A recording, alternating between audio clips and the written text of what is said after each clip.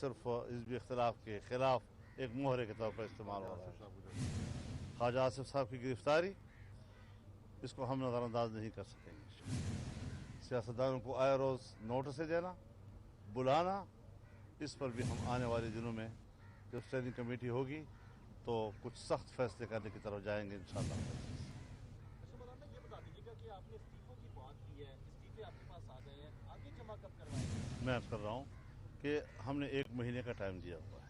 ہم نے کہا کہ لانگ مارچ کا فیصلہ بھی ہوگا جب بھی یہ مدت پوری ہوگی، اور استعفوں کا حکمت عملی بھی وضع کی جائے گی۔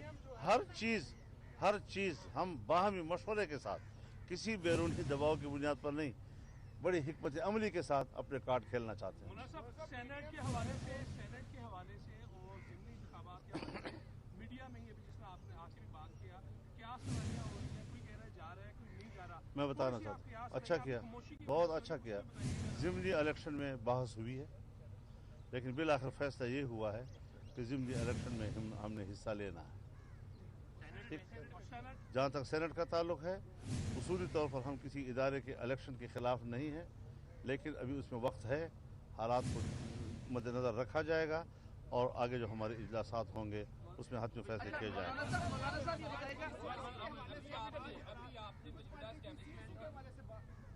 پیپلز پارٹی کی CAC کے حوالے سے پیپلز پارٹی نے پوری تفصیل کے ساتھ جو صورتحال ہے اس کی آئینی اور قانونی پوزیشن کو واضح کیا ہے، اس کی سیاسی پوزیشن کو واضح کیا ہے، اور پھر اس کے بعد انہوں نے جو تجاویز مرتب کی ہے وہ سامنے رکھی ہے، اور تفصیل کے ساتھ اس پر بحث ہوئی ہے، اور پھر متفقہ آراء قائم کی گئی۔ مولانا صاحب یہ فرمائے گا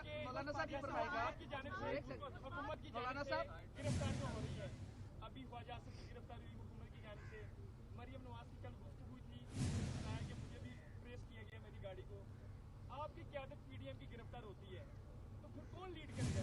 میرے خیال میں ہم اس بات پر غور کر رہے ہیں کہ اب ہم باقاعدہ جیلوں کا رخ کریں، اور پورے ملک میں گرفتاریوں کا سلسلہ شروع ہو جائے گا۔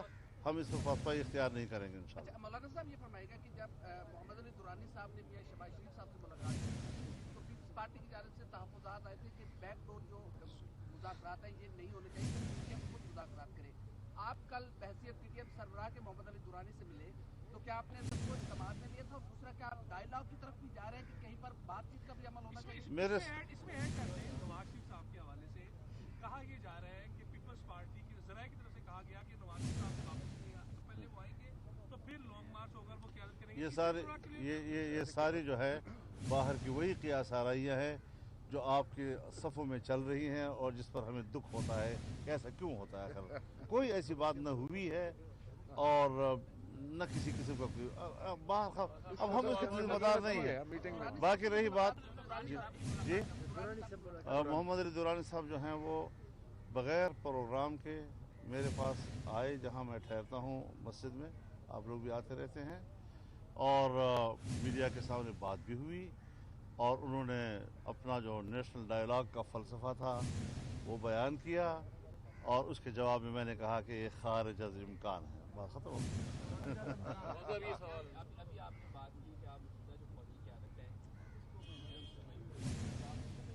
سے معاشرے میں اور پاکستان میں مزید انتشار پھیلے گا، اور کیا حضرت ہم اصلاح احوال کے لیے اب ہم نے ضروری سمجھ لیا ہے کہ ہم اس بات کو ایڈریس کریں گے، پبلک کے سامنے ایڈریس کریں گے، کیوں عوام کے معاملات میں مداخلت کی جاتی ہے اور ملکی نظام پر قبضہ کیا جاتا ہے۔ آج ہمارے اوپر جب ڈیپ اسٹیٹ کا لفظ آتا ہے تو ہیلری وہاں امریکہ میں ایک انٹرویو دیتی ہے اور کہتی ہے کہ اس کی مثال جیسے پاکستان۔ کیوں پاکستان کو دنیا میں بھی عزت کیا جا رہا ہے؟ یہ جمہوری ملک ہے، یہ آئینی ملک ہے، اور اس کو اسی انداز میں ہمیں چلانا چاہیے۔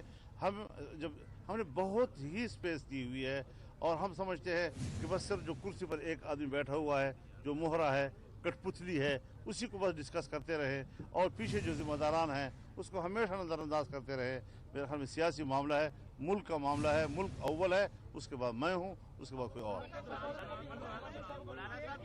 پیپلز پارٹی نے حمایت کا اعلان کیا ہے یا पीपल्स पार्टी और हम सब ने 20 सितंबर के ऊपर जो डिक्लेरेशन साइन किया था उसी को हम आगे बढ़ा रहे हैं और बढ़ता चला जा रहा है। आप हजरात तो मुश्किल यह है कि सियासतदान और सहाफ़ी में एक फ़र्क होता है कि जो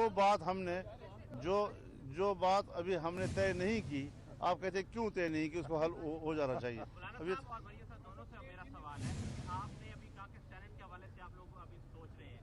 दूसरा ये भी है कि पीपल्स पार्टी ने कहा था कि तरीके कौमी असम्बली में और पंजाब असम्बली में लाई जाए।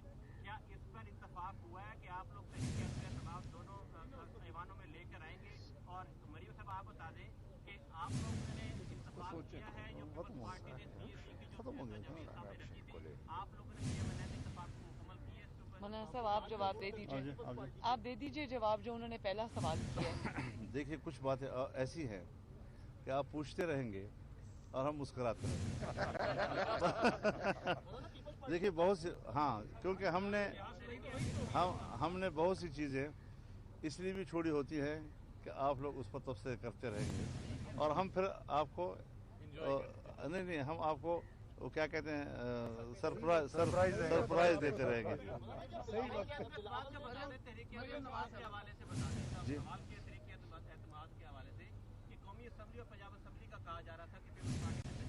उस पर कोई फैसला नहीं हुआ और बहस होती है, डिस्कशन चलती रहेगी। इसमें कोई फौरी जल्दी हमें ज़रूरत नहीं है उसकी।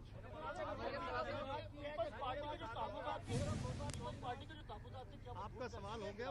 पीपल्स पार्टी के कोई तहफ़्फ़ुज़ात नहीं थे। पीपल्स पार्टी की तजावीज़ थी जो एक कंपोनेंट पार्टी के तौर पर उसका हक है कि वो अपनी तजावीज़ पेश की, डिस्कस हुई है और वो अच्छे नताइज उसके बरामद हुए।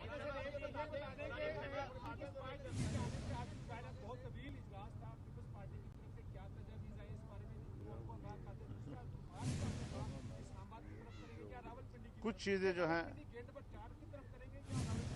कुछ चीज़ें जो इजलास के अंदर जो बात आती है वो इजलास ही की अमानत होती है। हर बात जो है वो चौकों पे नहीं की जाती। संजीदा माहौल जो है वो संजीदा माहौल में डिस्कस किया जाता है। बाकी ये बात कि हमने गेट नंबर कौन से पे जाना है तो ये फैसला हमें अभी करना है। ठीक है, थैंक यू। क्या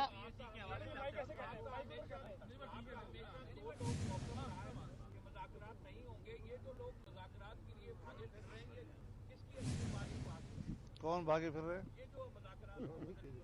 कौन?